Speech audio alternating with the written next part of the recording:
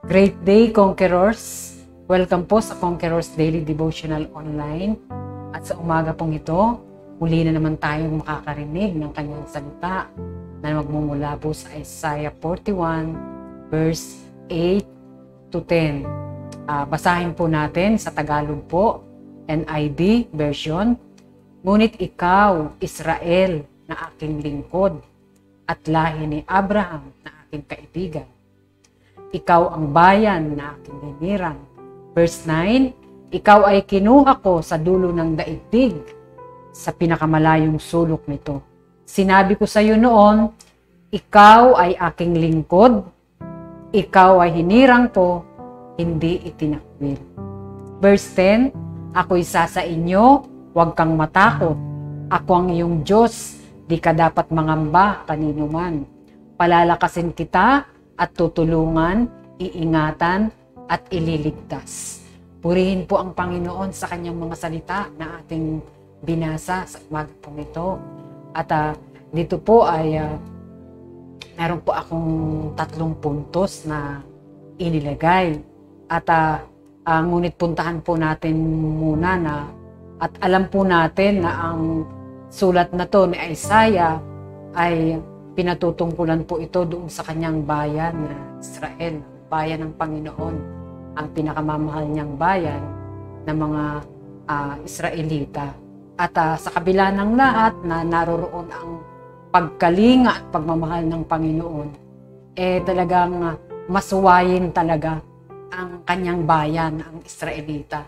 Matitigas ang mga ulo at talagang sobrang masuwayin. Pero sa kabila ng lahat na yun, naroroon talaga ang pagkalinga ng ating Diyos sa kanyang bayang minamahal. Kaya nga, dito po sa binasa natin, at matutunghayan po natin ang 3 puntos na to dahil dito po talagang sa ating buhay, katulad ng mga Israelita, sila rin man ay may katatakutan. At ngayon din sa atin, talagang meron din tayong katatakutan. No? Lalong-lalo na ngayon, at nag-pandemic, at marami sa atin nawala ng trabaho, o nagkaroon ng karamdaman. Kaya kahit tayo, meron din tayong katatakutan. Pero salamat sa Panginoon, dito ngayon sa kanyang salita, ay magbibigay sa atin ng mensahe para hindi tayo matakot, pagpos maging kalakasan natin ito sa umagang ito. So ito po ang kanyang ang puntos. We need not to fear because number 1 po ay His presence is with us. Doon po sa verse 10, sabi niya rito, ako isa sa inyo, huwag kang matakot. Ako ang iyong Diyos, di ka dapat mangamba kanino. So doon pa lang sa sinabi ng Panginoon, ako isa sa inyo. Mararamdaman mo na sinasama ng Panginoon. At mararamdaman mo na ang Diyos ay nasa iyo. Kaya nga, inuna niya na ito para hindi ka dapat mangamba, hindi tayo dapat matakot. Kasi ito nga yung presence niya. I am with you, sabi niya ganun dun sa English. I am with you. Kaya isang kalakasan ito maging sa akin sa buhay ko. At ito po talaga ay kalakasan ko sa buhay nung ako ay nasa panig ng karamdaman. Ito po yung talagang bilang pinili ng Panginoon, pinili ng Diyos. Katulad niya, sinabi niya rito, ikaw ay kinuha ko sa dulo ng daigdig, sa pinakamalayong sulok nito. At alam natin na, di ba minsan sabi natin, salamat Panginoon dahil isa ako sa pinili mo, isa ako sa kinuha mo. Ako ay dati nasa kadiliman, pero ngayon Lord, nakikita ko na ang kaliwanagan. Di ba yun minsan ang nasasabi natin. Kaya bilang isang pinili ng Diyos, at alam natin, ikaw ay sinasamahan niya. His presence, it is with us. At ito po ay, nung ako po ay nasa banig ng karamdaman, no? Pag ito po ang aking binabasa, ninanamnam, grabe po ang dating sa akin. Ako po talaga ay umiiyak. Dahil para kiramdam ko ang Panginoon nandyan sa harapan ko at sinasabi niya to sa akin. Sabi niya, wag kang matakot, wag kang mag-alala, ako'y sasayo. Sabi dito ng Panginoon. Kaya, salamat sa Panginoon dahil sa kalakasan na to nung ako ay nasa banig ng karamdaman. At ang number 2 po ay, He established a relationship with us. Kung wala ka pong relasyon, halimbawa sa tao, wala kang relasyon sa kanya, mahirap sabihin sa kanya kung halimbawa meron kang matinding problema, meron kang matinding pinagdadaanan. Mahirap mo itong sabihin sa kanya, mahirap ilahad ang mga nararanasan mo. Pero dahil may relasyon ka sa kanya, ay talagang magaan ang loob mo na ilahad ang lahat ng mga problema mo o minsan may mga secrets, madali mong ilahad.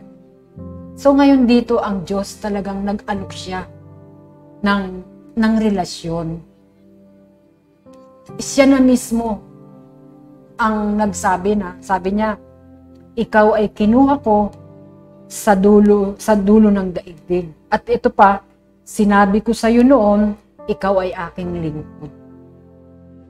Napakaganda po ng description dito ng Panginoon. Doon po sa naunang verse, doon po sa verse 7, sabi rito, sinabi ng mga karpintero sa mga panday ginto, sabi niya, magandang trabaho. At ang pumupukpok sa mga palihan ay ganito ang sabi sa mga platero, mahusay ang pagkakain. Diba ang ganda ng description ng Panginoon sa'yo? Kaya sabi niya, ngunit ikaw, Israel, sabi niya, ngunit ikaw, sabi mo ang pangalan mo, na aking lingkod. Grabe ang pagkaka-describe ng Panginoon sa iyo at sa akin at sa ating lahat ng mga mananampalataya. Grabe ang pagkakapili sa iyo ng Panginoon. Kaya nga, siya ay naglagay ng relasyon. Siya ay mismong siya na ang lumapit. Siya na mismo ang nag-aalok ng relasyon sa iyo. Kaya, hindi tayo dapat matakot. Hindi tayo dapat mangamba. Kung ano man ngayon ang mga nararanasan natin. Halimbawa, wala ka mang pera ngayon, hindi ka dapat mangamba. Ito ang Panginoon, inaalok ka niya, inaalok ka na niya ngayon. Naririto ang Diyos. Hallelujah. Kaya, hindi po tayo dapat mangamba. Hindi po tayo dapat matakot.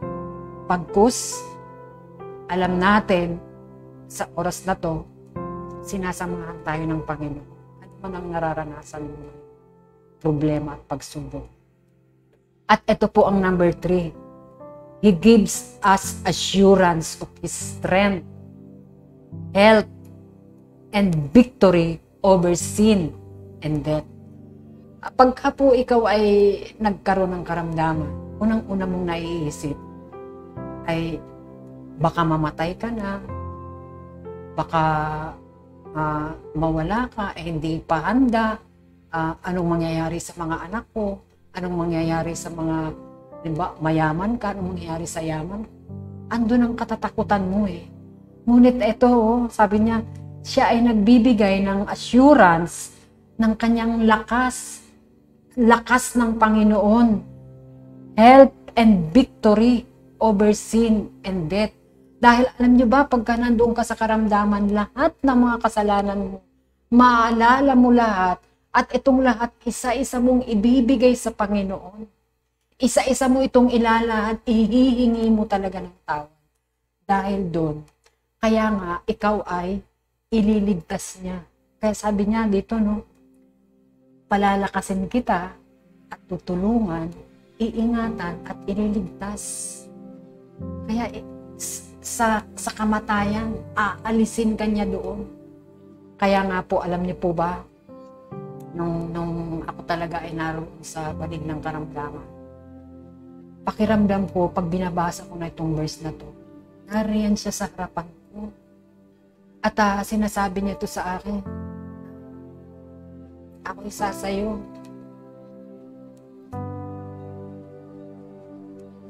Huwag kang matakot. Huwag kang mangamba kanino. Hindi ka dapat mangamba kanino man. Pakiramdam ko, ito yung sinasabi niya sa akin. Kaya ako nung naiiyak talaga. Pag ito na ang ninanam na iyak, ako nang iyak noon. Kaya nga, naranasan ko kagalingan. Kasi ito yung salita niya na nagpalakas sa akin. Kung kaya't ito ngayon ako nagpapatotoo sa inyo. Ang mga salita na to naging buhay sa akin. Kasi yung katatakutan, tinanggal ko. Inalis ko sa buhay ko. At ang inilagay ko sa buhay ko ay yung presensya ng Panginoon. Kaya nga sabi niya doon sa, di ba, His presence is with us. Pag iyan na ang nasa isip, nasa puso mo, lahat ng mga kung anumang nararanasan mo, hindi ka matatag. Hindi ka mangangamba. Ano ang nasa isip mo lang? Ang presensya ng Panginoon.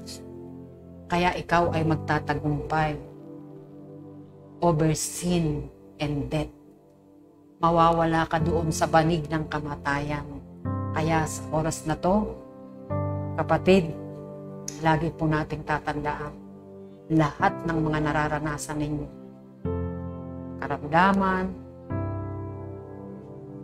kawalan, problema sa anak, ano pa mang mga problema at pagsubok, lagi mo lang tatandaan. Ang presensya ng Diyos ay nasa iyo. Ang presensya ng Panginoon ay nasa iyo. Kaya ako ay nagtatagumpay.